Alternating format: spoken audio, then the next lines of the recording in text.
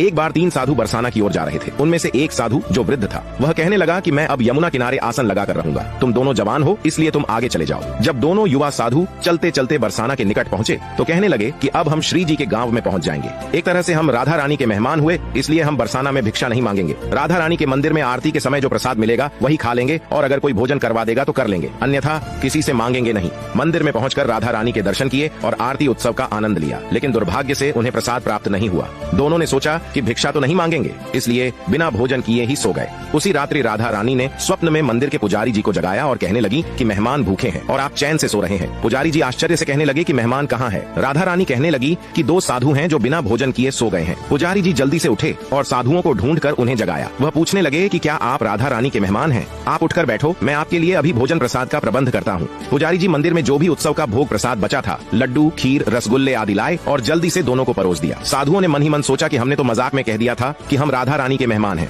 राधा रानी ने तो सचमुच हम पर कृपा कर दी। भरपेट भोजन कर दोनों साधु राधा रानी का ध्यान कर सो गए। तभी दोनों साधुओं को एक ही समय पर एक जैसा स्वप्न आया। दोनों के सपने में राधा रानी आई और पूछने लगी कि भोजन करके आपको तृप्ति हुई? साधुओं ने हाँ में हामी भर दी। राधा रानी मुस्कुराते हुए कहने लगी कि पुजारी जी ने तुम दोनों को भोजन तो करवा दिया, लेकिन पान के बीड़े का प्रसाद देना ही भूल गए। राधा रानी ने दोनों के सिरहाने पान का बीड़ा रख दिया। स्वप्न के बाद दोनों की आंख खुली तो सचमुच पान का बीड़ा अपने सिरहाने पाकर दोनों विस्मित थे। सच में बहुत करुणामयी हैं श्री राधा रानी।